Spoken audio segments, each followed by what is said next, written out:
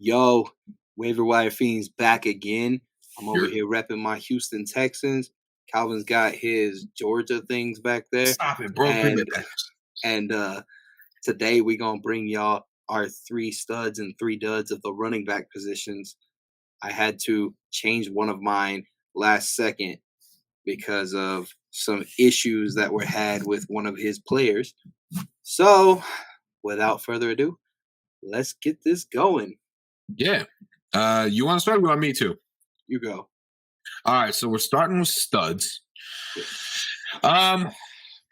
I chose a lot of youth in my studs for this year because I feel like there's going to be a lot of breakout talent this year.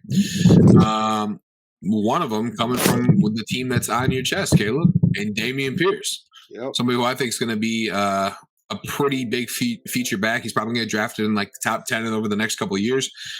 If you all have any semblance of an offense, I feel like this is the year that your running back position will take a step forward, especially with somebody who's shown great flashes of excellence in preseason. He was getting drafted in like round 17 early fantasy year. He's now being drafted as high as like round 5, round 6. Wouldn't be surprised if he squeaked top 15 running back value just because of volume and checkdowns at the end of the day, especially in PPR leagues. So I got Dameon Pierce as my number one breakout back. Yep. My number one breakout back, I believe, honestly, I'm going to, well, not breakout back, but my stud this year, I'm going to have to go with Alvin Kamara, man. You know, he's always a stud, and he's always going to do what he's going to do. Right. But the thing is, he's not going to get suspended this year. Next year, he's going to be a dud because he's going to be suspended finally. But this year, that man is going to go in. I believe his only backup right now is still Mark Ingram. And that's the only person he's competing with. And even Mark Ingram never says anything about trying to take the spot from him because he knows he's not going to. But that man is a fucking PPR god. He, like I always say, he was ranked top receivers one year when he was a running back. Yeah. So Alvin Kamara, 1,000% always going to be a stud unless he is suspended. Or hurt for whatever reason. Yeah. Go ahead. Give us your first dud, Caleb. My first dud was going to be Antonio Gibson. But with everything that's been going on, I don't think he's going to be a dud at the moment. So I'm going to go with my second spot with J.K. Dobbins. J.K. Dobbins is coming off of his ACL tear. He is going to start very, very slow. I don't even think he's going to play the first couple weeks. And the Ravens have now signed Kenyon Drake. So Kenyon Drake is going to be taking over a lot of the pass catching for them and a lot of the goal line work, most likely.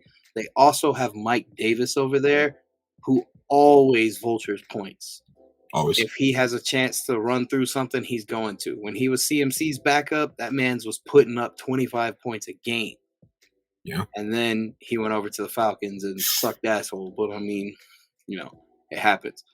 But right now, my number one dud is going to be J.K. Dobbins. He's being taken really, really high because he's supposed to be one of the top running backs, which he is, but he's going to start really slow, and I don't think he's going to have that great of a season with Kenyon Drake over there. So yeah, I believe he's being ADP around end of second round, beginning of third round, somewhere in there, which that's kind of the value meaty part of your draft where you have to rely on getting some breakout talent. Yeah. He very well could be, but there is a lot of things going against him in this situation. Yeah. My first dud, and it shouldn't come as any surprise, but he's being drafted ADP 13 right now, is Ezekiel Elliott.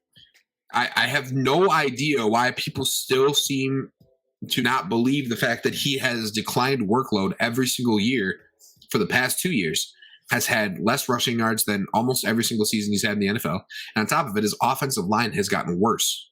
So as much as like Zeke still might be a cowboy and people will still love him for what he is, Tony Pollard is probably one of the best backups in the league, and he is going to start vulturing points away because they're going to try to lessen Zeke's workload, either to trade him this offseason or to try to get rid of him via just cutting him. But I have Zeke as my number one dud for the sheer fact that he's going to see a decreased workload. Offensive line got worse. Dak's going to try to spread the ball around a lot more this year from what just come out of camp. And then on top of it, it's just Zeke. He hasn't produced since he got signed to a big deal. Yeah, he doesn't hurdle people anymore.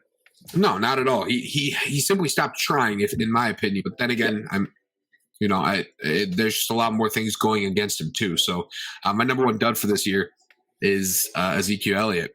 My second stud to keep going is Travis Etienne, another guy coming off of an ACL tear. The reason being because they have been rumored that they're going to work him into the passing game a lot. I love PPR backs for whatever reason. And the fact that he's going to be the number one security blanket for Sunshine down there in Jacksonville is going to be a huge factor why I think he's going to have a huge season. Also, it's modern medicine. It's not 2002 anymore. ACL tears are not as severe as they used to be. So Travis Etienne could have a big year, and I expect him to this year. All right. My second stud is going to be Ramondre Stevenson from the Patriots. Yes. James White retired. James White was always their number one kind of running back over there. He was a great flex play, as I always said. They also have Damian Harris over there still, but he's not really going to do too much, I don't believe. But Stevenson, 1,000% destined to have a breakout year. And he's being taken around – his ADP is like running back 37. He's being taken like early 8th round at the moment, I believe.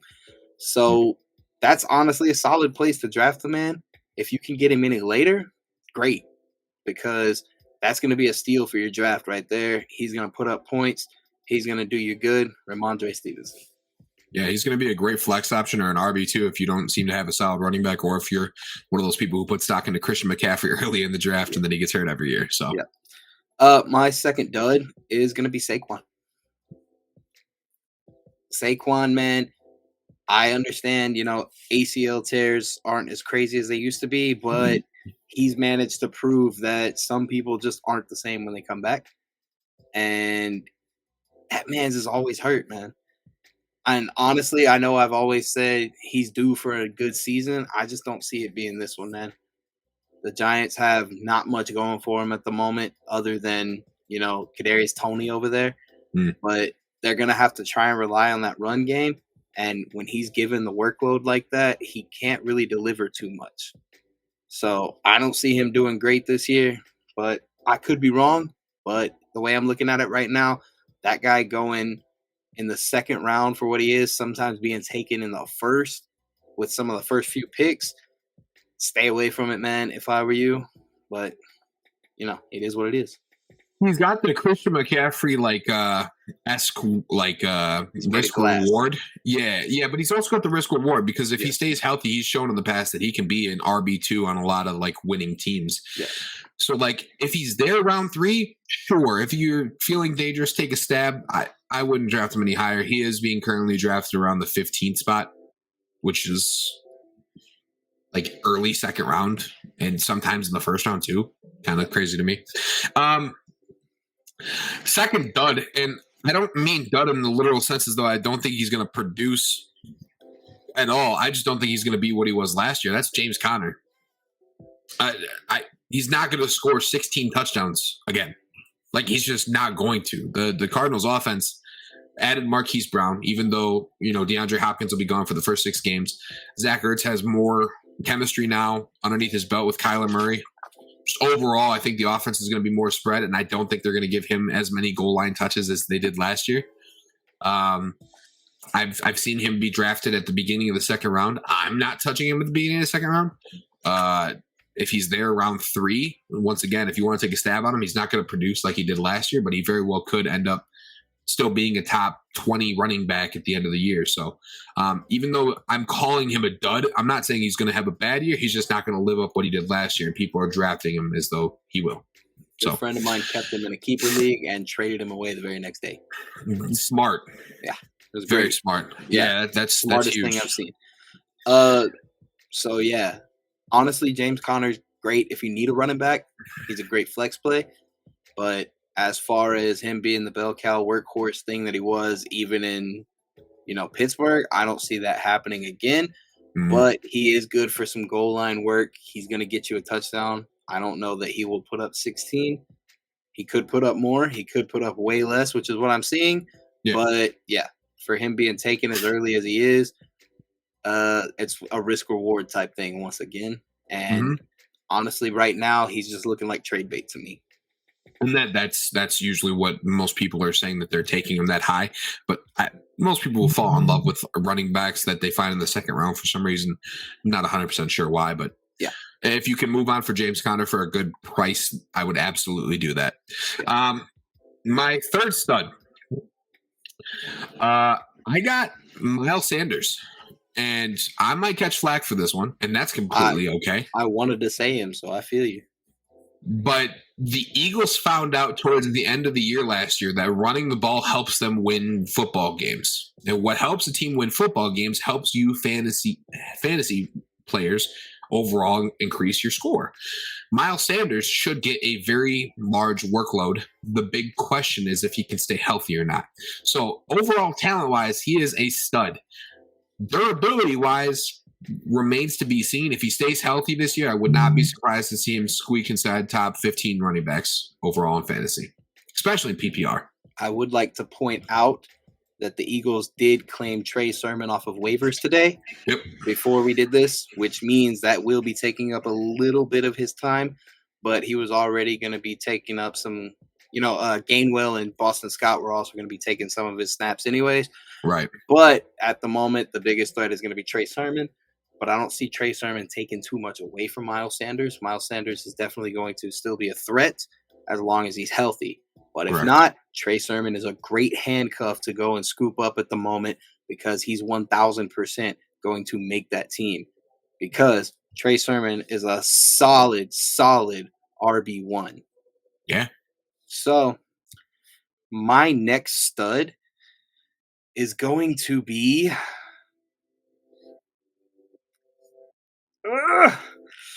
Okay. Clyde It Edwards-Helaire. hurts.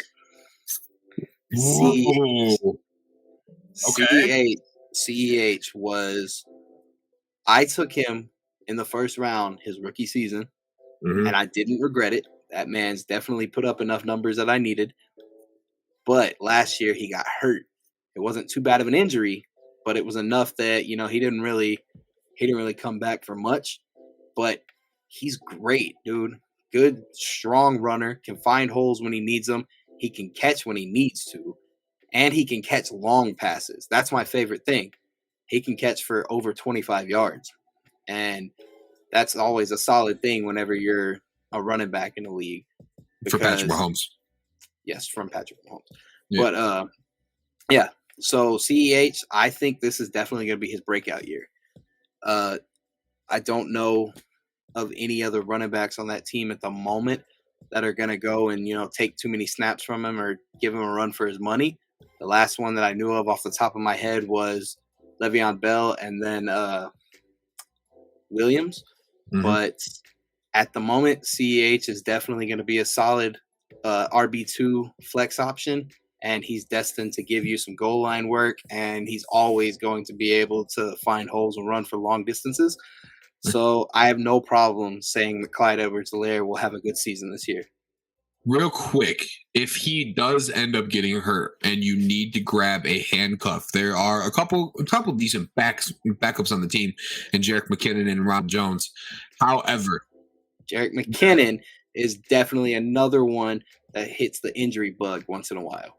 100%. However, if you're looking for a name on the Kansas City roster that might be a big name running back, especially in a keeper or dynasty league by the end of the year, look at Isaiah Pacheco. That kid is a lightning bolt for whatever reason on that offense. He's a stud.